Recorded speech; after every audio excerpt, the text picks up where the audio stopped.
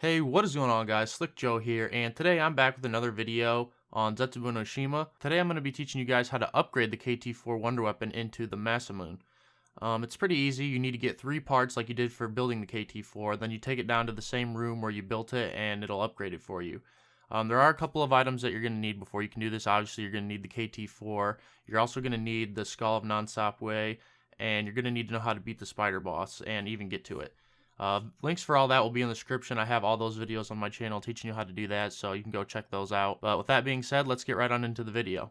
Now, the first thing you need to do is head over to the spider cave where you beat the spider boss, and you're going to head down there, and once you kill her, you're going to walk up to her mouth and hold extra square depending on what console you're playing on, and you're going to grab one of her teeth, and that's going to be kind of like the venom you need, so that's going to be your first part.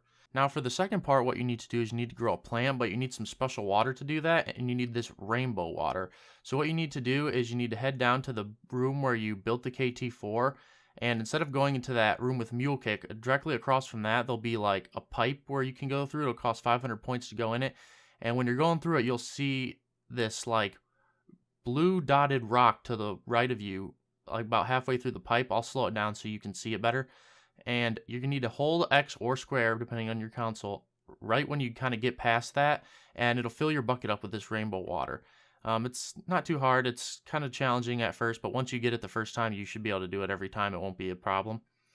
But after you get that rainbow water, you're going to need a seed as well, and you're going to want to head in that room with Mule Kick, and you go down that water tunnel with the railroad tracks where you got the part for the KT-4 at the bottom. You go to that same place, and you're going to mesmerize the wall across from the spore with the Skull of Non-Sapwe, and it'll open up a little door in there, and you can head in there, and you're going to plant your seed and water it, and then you're just going to want to head down there at the end of each round and water it for 3 rounds like it's a normal plant, and after you've watered it every time, you come back and it'll be fully grown, and that's your second part you can pick up. So after that, you need to head on to get the last part, and I will say that none of these have to be done in any order. You can get them in any order that you want to.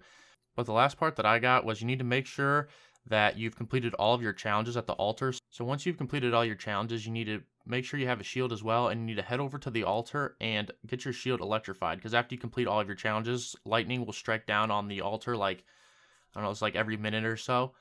So you're going to need to have your shield out when the lightning strikes, and it'll electrify your shield. And I will warn you to be careful, because if you have this one zombie left and he hits you with your electrified shield, he will die, so you got to be careful for that. Instant kill no matter what round. But after you have your electrified shield, you want to head over to Lab B. And once you get to Lab B, you want to hit the panel that has that cage on it with your electrified shield, and it'll open up, and then you just want to head on inside of it, and it'll shut for you. It'll take you down below the ground into some like kind of blue chamber, and you'll see a skeleton down there, and he's got like looks like a liquid divinium thing kind of in his chest, and you just want to hold extra square on that, and that'll be another part for you. So once you have all the parts, you're going to need to head down to the basement where you built the KT-4 in the first place, pass through the Division 9 test facility with all the green tanks and into that basement room, and then head to the far back of the room, and you'll see another kind of workbench that looks like the same one you built the KT-4 on, but it's not the same one. It's one to the right of it, and you're going to put the KT-4 on that, and it'll start to construct the Masamune.